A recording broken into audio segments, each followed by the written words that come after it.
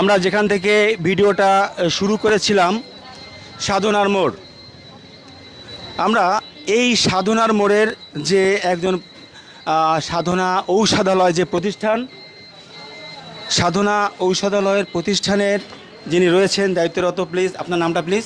সমীর কুমার দেব। সমীর কুমার দেবের কাছে আমরা একটু প্রশ্ন রাখবো যে বাগেরহাট, আপনি তো টপ টাউনে বিজনেস করেন, আপনার প্রতিষ্ঠান দীর্ঘ বছর ধরে এই প্রতিষ্ঠান চলছে, আমার জানা মতে আমার জন্মেরও আগে।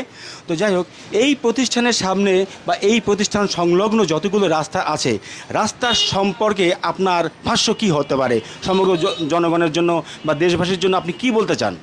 দেখুন, বাগেরহাট জেলার এই সাধনার মোড়টিকে একটি প্রাণকেন্দ্র বলা যায় শহরের, এবং এই কেন্দ্রকে, এই প্রাণকেন্দ্রকে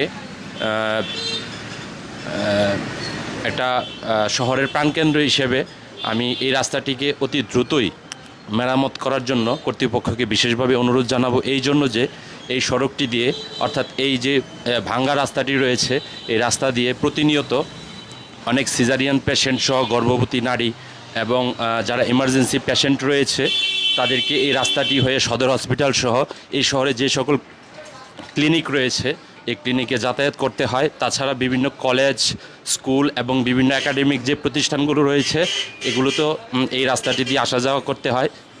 তাই আমি অনুরোধ জানাবো যেন অতি শীঘ্রই এই সড়কটি মেরামত করা হয়। তাছাড়া এখানে ড্রেনেজ ব্যবস্থার একটি বিশেষ জরুরি প্রয়োজনীয় একটি দিক হয়ে দাঁড়িয়েছে। সামনেই বর্ষাকাল, এই বর্ষাকালে অতিরিক্ত বৃষ্টিপাতের কারণে প্রায়ই এই সাধনার মোড় জলাবদ্ধতা হয়ে থাকে। তাই আমি এদিকেও কর্তৃপক্ষকে বিশেষভাবে অনুরোধ জানাবো দৃষ্টিপাত করার জন্য। চমৎকার দর্শক, আসলে উনি অল্প কথার মধ্যে চমৎকার মেসেজ দিয়েছে। আপনাকে অনেক অনেক ধন্যবাদ, অন্তর থেকে কৃতজ্ঞতা প্রকাশ করছি আপনাকে। আমরা আরও একটু সামনে যাব।